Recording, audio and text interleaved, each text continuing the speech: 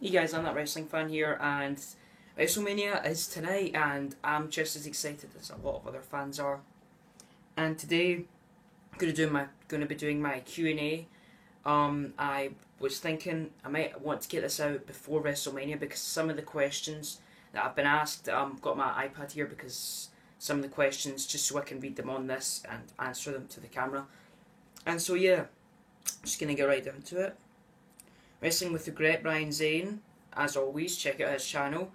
Asked me some quite actual simple but quite interesting questions. He asked me how long have I been a wrestling fan for. I've been a wrestling fan since July 2010, so my maths is really terrible, but probably around 5 years, probably I'd say. So yeah. And he also asked, what's my favourite match? My favourite match of all time is probably The Undertaker versus Triple H at WrestleMania 27. In terms of matches of all time, if you mean the matches I have seen live, not in the building of course, but seen live, The Undertaker versus Triple H at WrestleMania 27. Some of my other favourites are CM Punk versus John Cena at Money in the Bank 2011, Stone Cold versus The Rock at WrestleMania 17,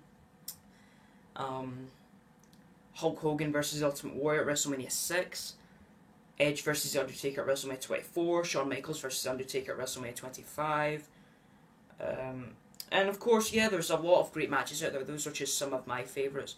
Another great one, in my opinion's The Undertaker versus Brock Lesnar at SummerSlam 2015. I just liked that match. I thought it was a big improvement from the WrestleMania 30 match, in my opinion. And of course, there's a few more, but I can't list them all. But those are some of my favourites. And have I ever been to any live shows in terms of live wrestling shows? Yes, I went to one in 2010. It was a SmackDown house show in Braehead Arena in Scotland. Went to one in 2011 in the same arena. I went to two in 2014. I went to, in 2014, I went to one in April, the WrestleMania Revenge Tour, and I went to one in November.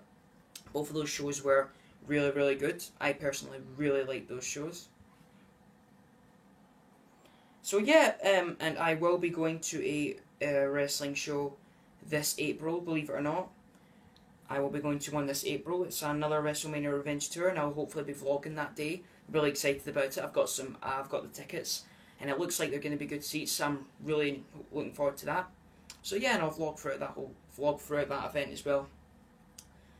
So yeah, has he asked me any other questions here? No, that's it. And also another another great YouTuber, you should definitely check out his channel, Sam the Slam. I'll leave his link as well as Wrestling Regrets channel down in my description below this video. He gave me some great questions, so big shout out to him. Thank you very much to Sam the Slam. He asked me some brilliant questions. I really liked them. Just, I thought they were really, really good. So yeah, check out his channel, Sam the Slam. He's got some great videos up there. Anyways, first question he asks me is, who should prevail, Taker or Shane O'Mac at WrestleMania 32? This is one of the reasons why I wanted to get this video up before WrestleMania 32, because some of these questions are to do with WrestleMania and this week's Raw, so I wanted to get it out now. Who should prevail? I know a lot of people are struggling with this. It's really difficult to pick who should go over, who should prevail, because you've got Shane McMahon. If he wins, there'll be change in the product, most likely. And if The Undertaker wins, it's very likely nothing will change. Who should go over? Shane McMahon, even though I love The Undertaker and it hates me to say that, I hate to say that, but in some way, Undertaker wins by a distraction. Now, I'm going to give a little prediction here. I don't know if I'm right, probably I'm going to be wrong, this is just what I'm thinking, so I've not been looking up any websites, it's just what I'm thinking. I did see a rumour that John Cena, well, I didn't see a rumour, it's true, Cena is now medically cleared to wrestle. There is a possibility John Cena can interfere in this match somehow, cost Undertaker the match, and Undertaker can go, I want one last WrestleMania against John Cena for revenge. I think that is a possibility, but maybe not. I'm just speculating. Probably not, but that's just my speculation. I'm not too sure what's going to happen in that match, but I think Shane McMahon should go over with some fishy circumstances, if you want to put it that way. Who got me into wrestling? The person that got me into wrestling was my mum's friend's son, who's also my friend. He was showing me his wrestling figures back in 2010, and he asked me, and I said, "Who's that guy?" And he went, "That's The Undertaker." And ever since then, I got really hooked onto wrestling, and my uncle, who loved wrestling during the Attitude Era, and he's got back into it quite recently, because I gave him my password to the network. We share an account for the WWE Network. But I'm glad that got me into wrestling. He got me into wrestling, and ever since then, I've been hooked. So yeah. And also, my favourite finisher, the Tombstone Piledriver. I just think it's quite a cool looking move. Of course, it probably could kill if it's done right, but cool move.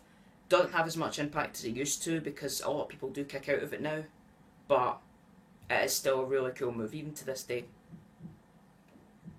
Also, we've got, what are my thoughts on the PG era?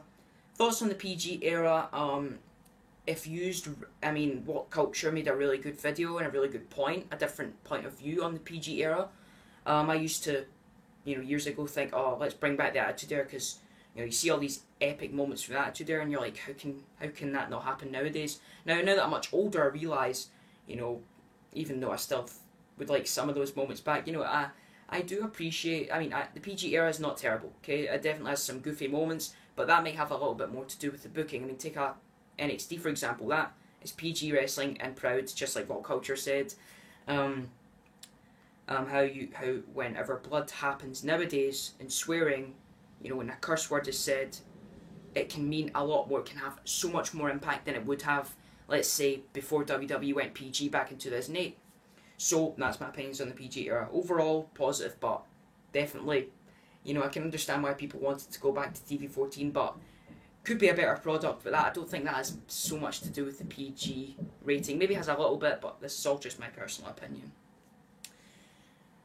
Another question here is, if Steve Austin came back to stun someone, what talent would it be? Or it could be many, he asks. That's a really good question. Probably Michael Cole. He's technically a talent. Probably Michael Cole. He's already done it. He's already done it before.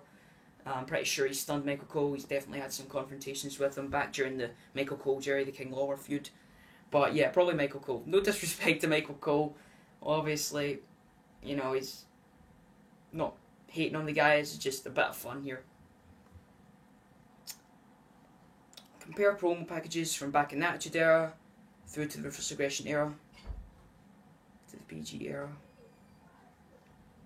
It's a hard question. Example: WrestleMania 17 with The Rock, Austin with Limp Bizkit, My Way package. And he says, sorry, it's confusing. That's a really, really good question. And to answer your question, well, look at the Attitude Era packages, the Attitude Era promos. You've got My Way by Limp Bizkit, as I mentioned here, for WrestleMania 17. That was an epic promo package. You had the Triple H and Undertaker promo going into WrestleMania 17. That was quite a rivalry right there. That was a really good one. And of course, there's a lot I'm missing out here. My apologies. I just need to refresh my memory.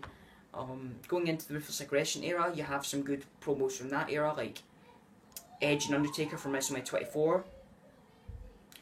You also have The Rock versus Stone Cold Steve Austin from WrestleMania 19. You also have The Undertaker and Ric Flair's big match from WrestleMania 18 too. That was a really, really good match, and it had a good build-up going up into it. It was a really interesting build-up. You also have the Hulk Hogan and The Rock's promo from WrestleMania 18. That was a really, really good promo too.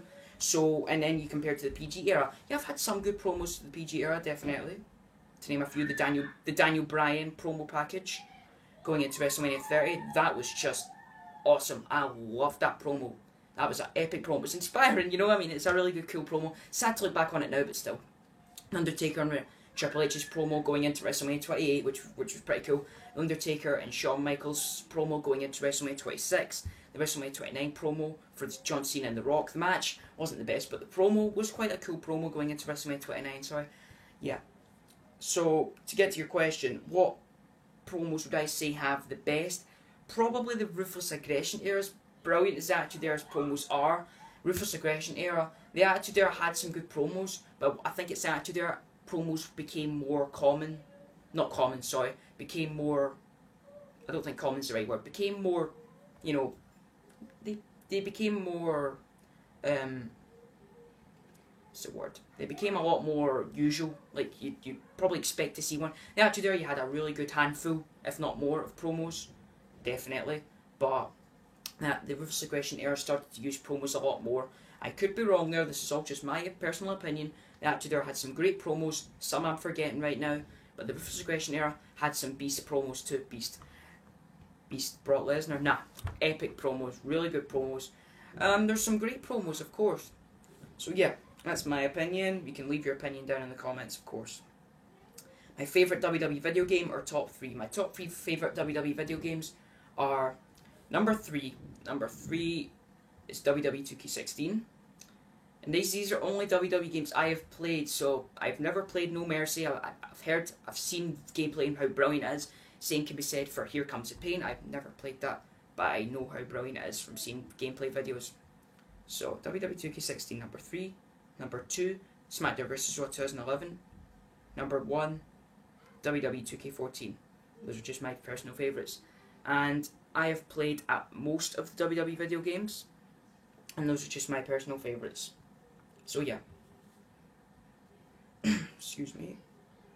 Thoughts of WWE studio films. I have not watched enough WWE studio films, so I can't answer that, sorry. I've not seen enough.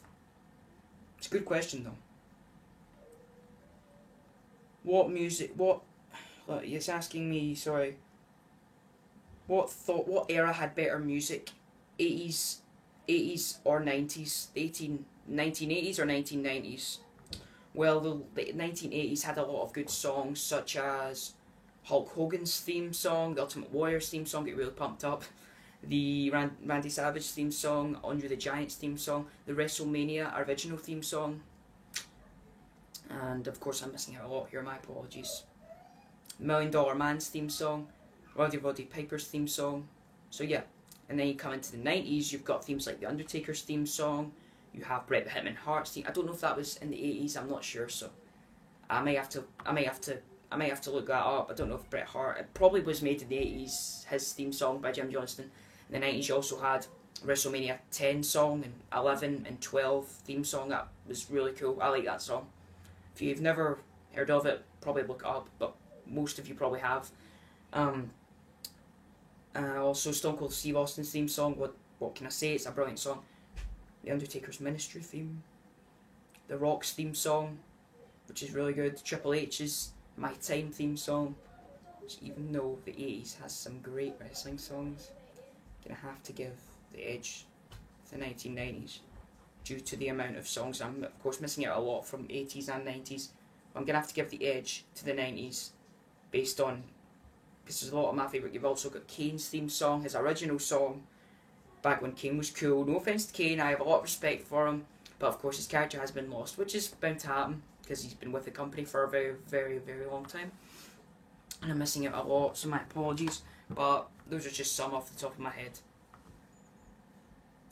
It's also asking me my top moments in WWE. My top moments in WWE are stuff like when Undertaker kicked out of the Sweet Chin Music in Pedigree from Shawn Michaels and Triple H WrestleMania 28. I was literally shocked. But how can I? Speaking of shocking moments in the Undertaker at WrestleMania, can't forget the ending of the streak, of course. I'll probably mention that in another video, but I'm not gonna spend a whole video talking about my opinion on it.